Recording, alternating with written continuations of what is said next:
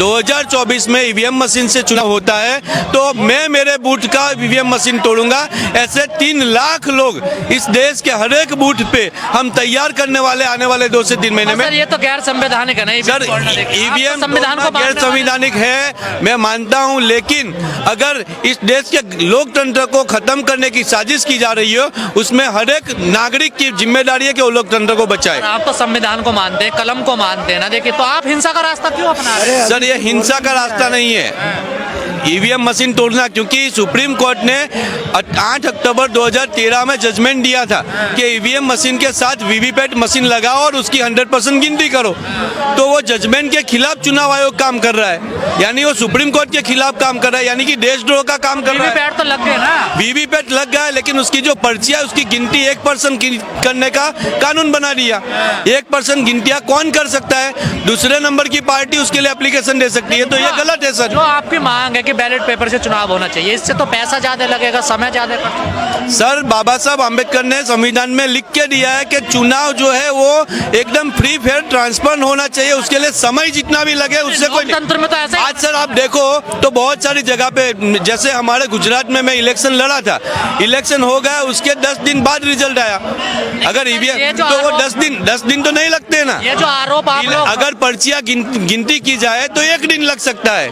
ये जो आरोप आप लगा रहे हैं लोकतंत्र के लिए बड़े खतरनाक है सर। देखिए सर ये लोकतंत्र को बचाने का काम हम लोग कर रहे हैं, लोकतंत्र को बचाने का काम कर रहे हैं। ये आरोप नहीं है सर, इसका तो एविडेंस है। 1500 2000 केस पेंडिंग पड़े हैं सर। पढ़ो आप। 20,000 एप्लीकेशन है कि 20,000 एप्लीकेशन पेंडिंग पड़ी है ईवीएम के विरोध में, पढ़ो तो ये पेपर है हमारे। कोर्ट उससे सुनवाई करना नहीं चाहता सर कोर्ट में जो बैठे हुए लोग मनुवादी ब्राह्मण लोग जो है सुप्रीम कोर्ट में बैठे हुए लोग हैं, तो ब्राह्मण लोग ब्राह्मण के विरोध में क्यों काम करेंगे? हर समस्या की जड़ ब्राह्मण है, ब्राह्मणवाद है सर। ये इस देश में समस्या की जड़ ब्राह्मणवाद। जो विदेशी ब्राह्मण जो यूरेशिया से यहाँ आए वो ब्राह्मणवाद ही सर हर समस्या की जड़ है। मोदी जी तो ब्राह्मण नहीं है देखिए। सर मोदी जी ब्राह्मण नहीं है, लेकिन ब्राह्मणों की कठपुतली है। जैसे मोदी जी जब पीएम बने तो मोदी जी गए आरएसएस के मोहन भागवत के पास और वहां जाके साष्टांग प्रणाम किया, यानी कि वो आरएसएस की कठपुतली है नरेंद्र मोदी।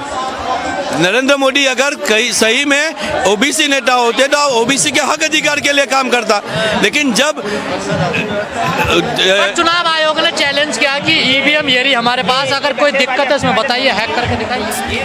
सर ईवीएम को हैक करने के लिए बोल रहे, लेकिन ईवीएम को टच करे बिना हैक करने की बात कर रहे, तो ये तो बात ये हो गई कि किसी की बेटी किसी की बहू से बच्चा निकालना है लेकिन उसको टच किए बिना। तो लेकिन आज भीड़ बहुत आई है देखिए। सर भीड़ बहुत आई है लेकिन बहुत कम है, मैं ऐसा बोल रहा हूँ। ये जो लोग हैं ये जो लोग आए हैं सर बहुत कम, ये चौथा भाग भी नहीं है, क्योंकि हमारी ट्रेनें कैंसिल की गई। आज तक ईवीएम के खिलाफ इतनी भीड़ नहीं देखी सर ये सिर्फ अभी नमूना है, ये सिर्फ ट्रेलर है। अगर आज अच्छा रिजल्ट नहीं आया तो आने वाले समय में हर जिले में इससे ज्यादा भीड़ हम इकट्ठा करेंगे। मौसम खराब है फिर भी भीड़ है। सर हम लोग चालू बारिश में भी आंदोलन करेंगे, रात तक यहाँ पे बैठेंगे। बारिश अगर डबल हो जाए तो भी हम यहाँ। आपको डर नहीं लगता? आप गुजरात से हैं, मोदी जी के खिलाफ। सर मोदी जी के खिलाफ, मोदी कोई परमात्मा तो है नहीं, कोई राक्षस तो है नहीं कि हमको खा जाएगा। और इस देश की आज़ादी को बचाने के, इस देश में लोकतंत्र गणतंत्र बचाने के लिए अगर जान की बाजी लगानी पड़ जाए तो हम जान की बाजी लगाने के लिए तैयार बैठे हैं सर। ईवीएम हटाएंगे? ईवीएम 100% हटाएंगे सर। अगर बैलेट पेपर से चुनाव हो गया फिर गड़बड़ नहीं होगी? सर बैलेट पेपर से चुनाव होगा तो गड़बड़ी की संभावना है 1%, लेकिन यहाँ पे बहुत सारा। हम लोग आए जहाँ पर गांधी पैदा हुआ है, गुजरात से।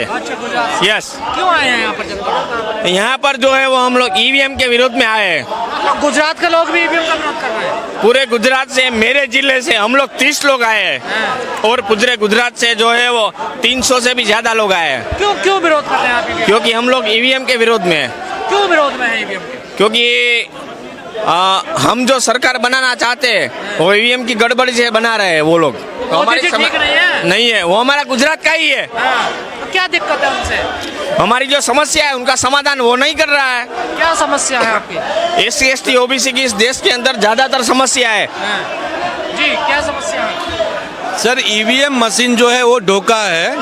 ईवीएम मशीन के बारे में मैं आपको बताऊं तो नरेंद्र मोदी जब वाराणसी से चुनाव लड़ा तो उधर वोट पड़े 11 लाख और जब गिनती हुई तो 12,87,000 वोट आए। तो सर वो 1,87,000 वोट कहाँ से आए? मैं उनको सवाल पूछता हूँ तो इसका जवाब नहीं दिया। तो इसमें मोदी जी जवाब थोड़ा जो चुनाव आयोग सर चुनाव आयोग को जवाब देना चाहिए। दूसरा, अगर जो इलेक्शन किया उसकी जो पर्चियाँ उसका जो उन्होंने 4 महीने में उसकी पर्चियों का उसको जला दिया, उसको खत्म कर दिया। हाँ, तो ये गलत है। पर सर चुनाव आयोग सहमत नहीं है ना आपकी बातों से? सर चुनाव आयोग तो दलाल है। चुनाव आयोग जो चोरों का सरदार हम बोल रहे हैं। चुनाव आयोग आरएसएस और बीजेपी के उसके कहने पे काम कर रहा है। चुनाव आयोग तो स्वतंत्र है ना? देखिए स्वतंत्र नहीं है सर। चुनाव आयोग में बैठे हुए लोग बीजेपी आरएसएस के लोग हैं। वो बीजेपी आरएसएस के फेवर में काम कर रहे हैं वो लोग। तो इस पर राजनीतिक पार्टियां क्यों नहीं बोल रही हैं? सर राजनीतिक पार्टियां क्यों नहीं बोल रही है उसका मैं कारण दूं, क्योंकि ईवीएम मशीन को लाने वाले कांग्रेस थी। कांग्रेस ईवीएम मशीन को लाई और कांग्रेस बीजेपी ने मिलकर 2002 में गुजरात में दंगे करवा के उस समय पे ईवीएम मशीन को पास किया, गोधरा कांड करवा के। तो ईवीएम के पास करवाने वाली दोनों पार्टियां कांग्रेस और बीजेपी, और इस वजह से जो विपक्ष है वो भी बोल नहीं रहा है सर। तो फिर अब रास्ता क्या निकलेगा? चुनाव आयोग ने तो मना। सर रास्ता एक ही है।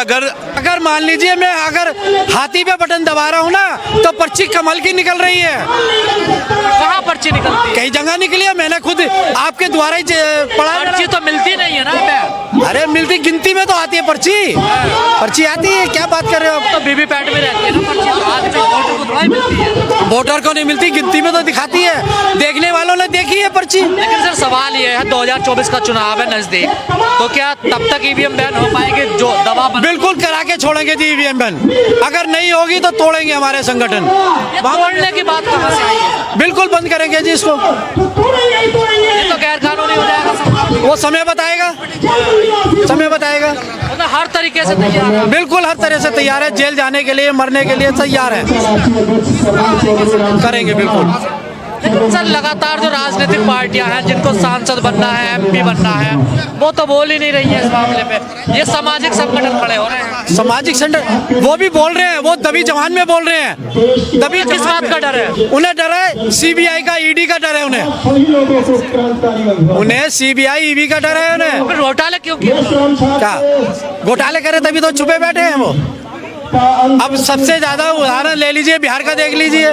नीतीश कुमार जी को देखो कैसे लालच में आ गए। जो अब आपके नेता तो बीजेपी में चले गए। सत्ता का लालच गलत है इनका। आज कोई नतीजा निकल पाएगा साहब? नतीजा निकलेगा, चुनाव आयोग जो है ईवीएम मशीन बंद करेगा।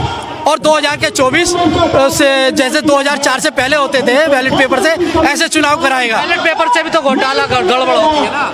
नहीं, गड़बड़ कुछ नहीं होती।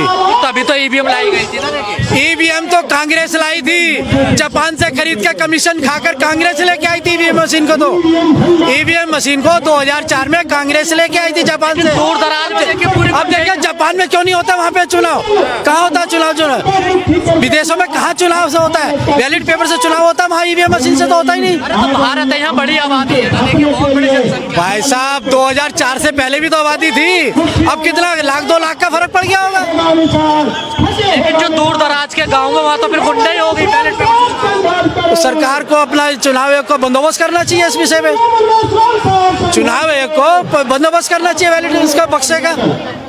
तो चुनाव आयोग के हाथ में है जो भी कुछ है चुनाव आयोग के हाथ है। अगर चुनाव आयोग सच्चा और ईमानदार है तो इस बार 2024 के चुनाव बैलेट पेपर से कराए।